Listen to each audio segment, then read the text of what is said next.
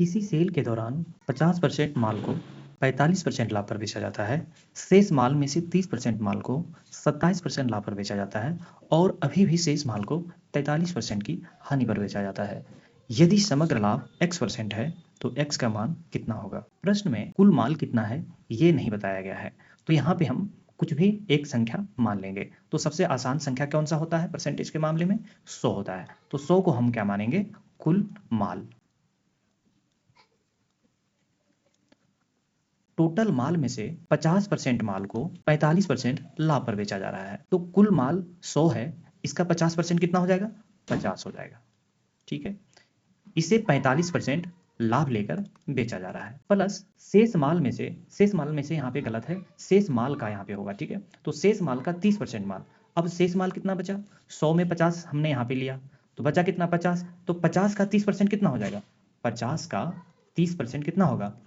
5 दिया 15, 15 हो जाएगा। तो 15 को कितना लाभ लेकर बेचा जा रहा है? 27% लाभ लेकर बेचा जा रहा है, तो यहाँ पे कितना हो जाएगा? 27%। माइनस इसलिए लिया जा रहा है क्योंकि अगला जो है, जो भी रिमेनिंग है, उसे 43% हानि पर बेचा जा रहा है। तो रिमेनिंग कितना हो जाएगा? शेष कितना हो जाएगा? 50 और 15 हमने यहाँ पे ले लिया तो 65 हुआ, और टोटल 100 है, तो 100 माइनस 65 करेंगे तो कितना बचेगा? 35। 35 को 43% की हानि पर बेचा जा रहा है, तो यहाँ पे कितना हो जाएगा? 43%। टोटल माल बेचने पे x% का फायदा हो रहा है, तो टोटल माल हमारा कितना है? 100 है। इस पे कितना फायदा हो रहा है? x% का फायदा हो रहा है। अब आगे हम इसे सॉल्व करेंगे, परसेंटेज से आपका परसेंटेज चला जाएगा। 5 से इसे काटेंगे, 5 एका 5, 5 से इसे काटेंगे, 5 दिया 15, और इसे काटेंगे 5 सते 35, और इसे काटेंगे 20 बार में।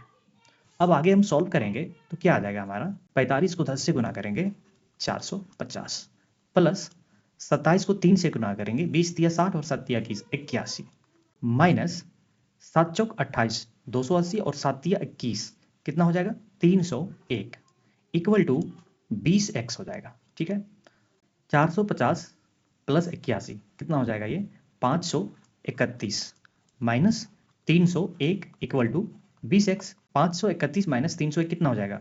230 इक्वल टू 20x। एक जीरो से एक जीरो खत्म, 2 से इसे हम डिवाइड करेंगे 11.5। इस प्रश्न का उत्तर क्या हो जाएगा? 11.5। ऑप्शन 11.5 किस में है? 1 में है।